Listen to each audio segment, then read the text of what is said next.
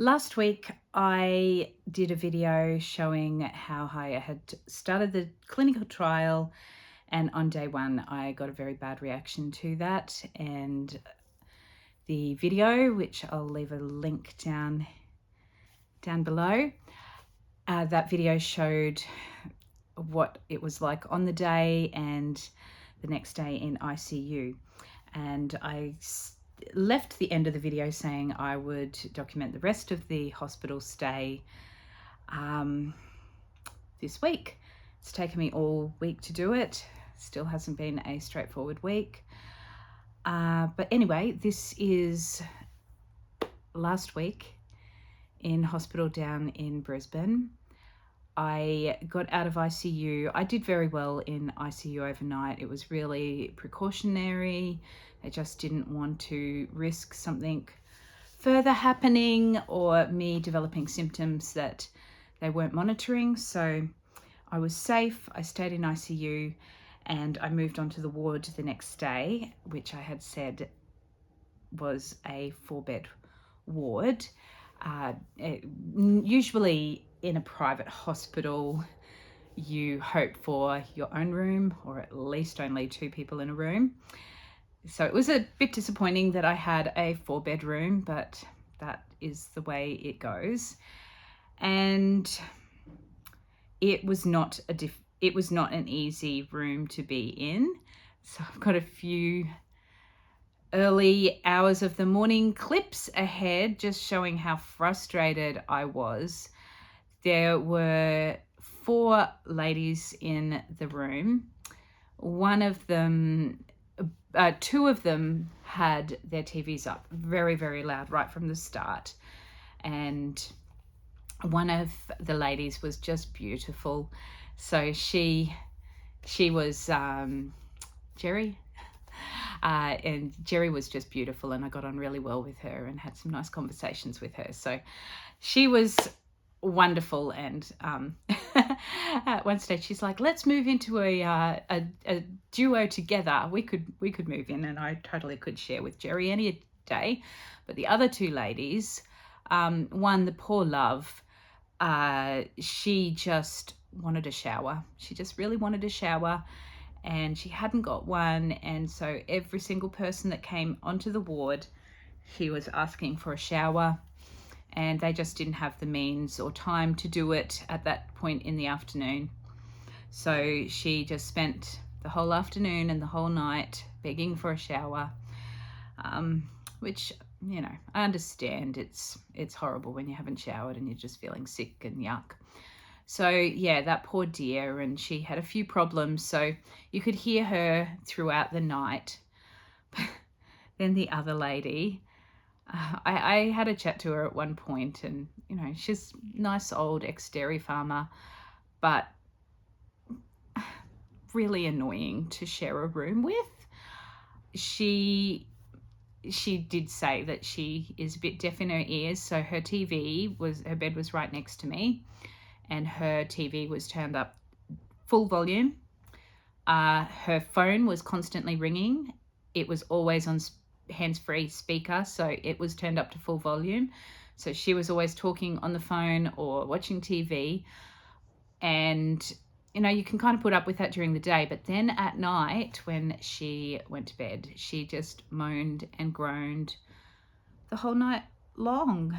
And she was sleeping in very unusual positions from what I could tell. From the curtain was drawn, but from what the nurses kept on saying, they kept on trying to arrange her to lie in bed safely, but she was just moving all over the place. And every time she would move into awkward positions, the beeper would be going off. So it was just constantly going off all night, and I got 3 hours sleep, I think, and I was just absolutely wrecked. So anyway, you can't help this. That's hospitals for you. They really are not restful places quite often.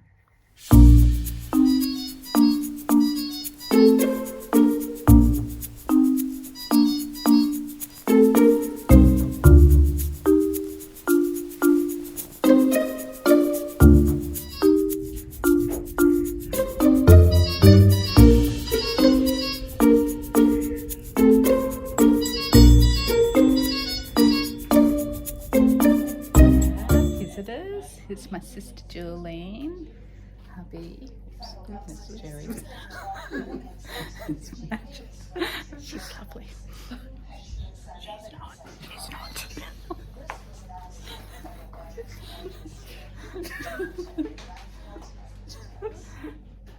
I don't know what that's. Oh, yeah, hidden.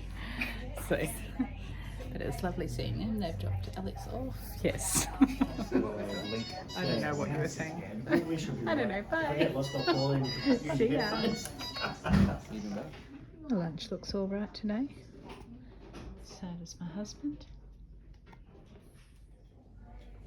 So, this is how you score your own suite room in a hospital.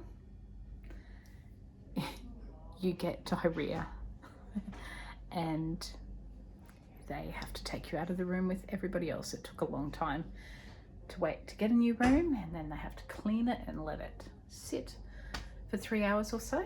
But tonight I'm in a new room, which is rather unfortunate that I'm here tonight because I was hoping to go home this afternoon, but because of the diarrhea. I am not sure what happened in this point in the video. I was obviously holding the camera and filming, and I've had a great big long chatter. I can't remember what I was chattering about in the video, but next thing it switched into slow motion mode. So then the rest of the video is sounding something like this.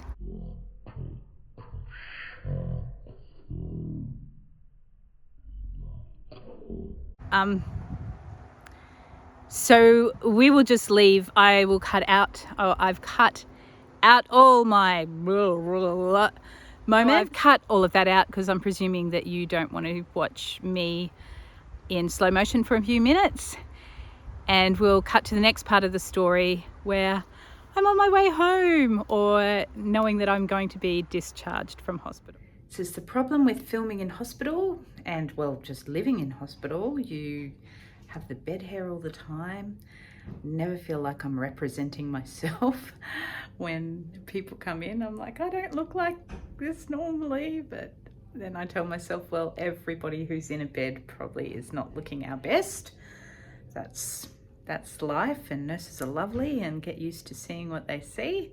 I tried to order, what time is it? 8:45. I've been trying to order breakfast. I was wanting to go back to sleep, but it's Trent's birthday, and then I was staying up to ring him, and then rang him at around 7. So I don't know, about 20 past 7, 7:30, I all of a sudden thought, I'm not going to get back to sleep. I just need to order some breakfast.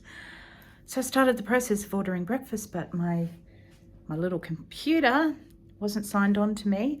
Then I tried the old-fashioned phone, and it wasn't connected. There's a cord that was missing a part, but then we had to ring a nurse, and then she gave it a wiggle and it worked. But then when I rang through, well, I didn't have a menu, so then they had to go get me a menu, but they didn't have any on the ward, so they had to get small.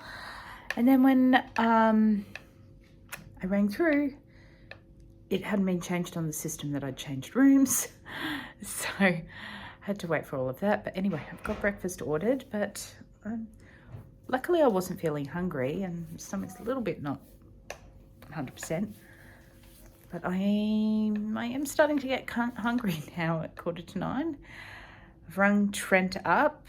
I'm just sitting there looking at the time going, will they be awake yet? Will they be awake yet? And then I rang at 7, because normally we get up at 7. Which I knew that all the other kids wouldn't be up at 7, but Trent is normally my early bird. So I rang just the business phone, which is the only home phone we've got. Trent doesn't have a mobile yet. And I woke him up. Anyway, I think I am far more upset about not being there this morning than he is, but I still have everything crossed. That's my prayer symbol. I'm praying that I get out of here and I get to go and have dinner tonight. So, yeah. The moment has arrived. I am going home. I am so excited, So I should get home with plenty of time to go out for dinner with Trent and the family tonight. So I'm very excited. And yeah, I'm just waiting for my mum to come down and pick me up, and then I'll be on my way. I think I have to wait for pharmacy to drop off some medication, get officially checked out, and yeah, then everything should be fine. I think I'll go next door, if I can, visit my gal pal Jerry, that's old enough to be my mother, and yeah, I'm gonna have to walk past Dell to do that, but never mind. She's a nice enough old lady, just very annoying when you're trying to get to sleep. Okay, I'll keep you posted. When I got home, it was all a bit funny. It took me a long time to get home. My poor mother, mum and dad are great drivers in the country, and they can drive in Brisbane, of course, have a lot over the years, but they are definitely at the age of life. Am I right, Mum? That they would far prefer driving in the country rather than in the city, because you make one wrong turn in the city and you're going across the bridge and getting lost, which poor old Mum did. But we got home safely, but it was a lot later in the day than what I'd originally thought it would be. And the atmosphere at home was a little bit funny because Alex had to go to a board meeting, so the kids were at home, and I think they were happy to be at home, but it was all a little bit sedated, because normally I'd have a lovely birthday afternoon tea for them and just try to make things special. And yeah, they'd had a visit from their grandmother, so Trent was very happy to have got his present, which was nice, but it all just wasn't the usual birthday affair. But we had not given him his present that morning, which also probably added a little bit of a dampener for him, but it had arrived during the day, so I was able to give him a bass amp for his birthday, and he had a little muck around on that, and then we headed into Guzman and Gomez Mexican place for dinner and a few family, because they were, well, my niece has her birthday the day before Trent, so she got her license the day before. So Trent had said to his cousin, who's the same age as him, "Oh, do you want to come out to dinner with me for my birthday?" And her sister went, "I would love to drive you because I have my license." So we had a couple of cousins, and because my sister had been at the same board meeting as Alex and her daughters were there, she came around as well. And my sister Katrina had been a very lovely auntie and had made Trent a birthday cake. So afterwards we came home and had some birthday cake to end the day with. So it was lovely that I got to come home and try and make the day a little bit more special for him. And yeah, it was an unusual birthday, but that's life. And I just really love and appreciate my children and how resilient they are, and how they can just cope with all these curveballs that we get thrown as a family. They're amazing kids. And I'm going to stop now before I start crying.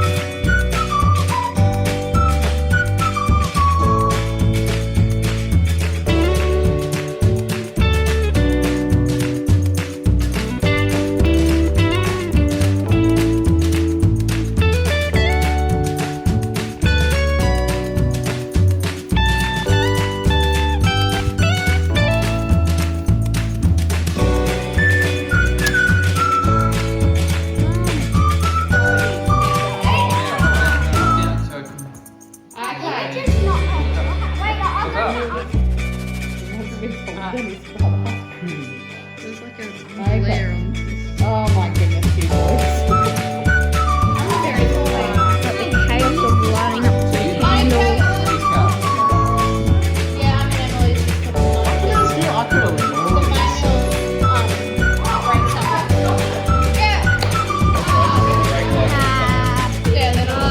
Turn off the lights. Happy birthday to you.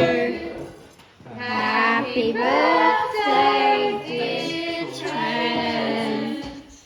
And may God bless you. Hooray! Hooray! Hooray!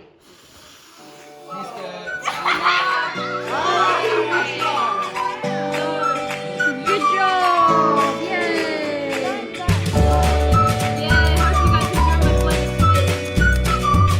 Thank you. Flavoured spit. It's because I'm blue. Thank you very much, Auntie Katrina.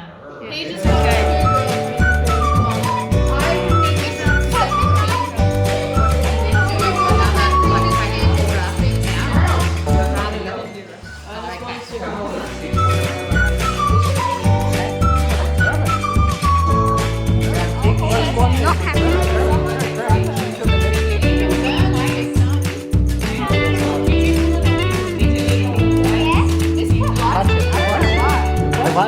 Let it carry it.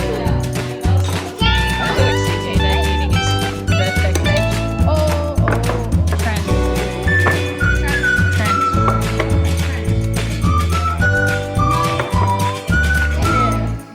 Is that one needing it? Thank you, Katrina, for cake making. Someone zoomed right out with this.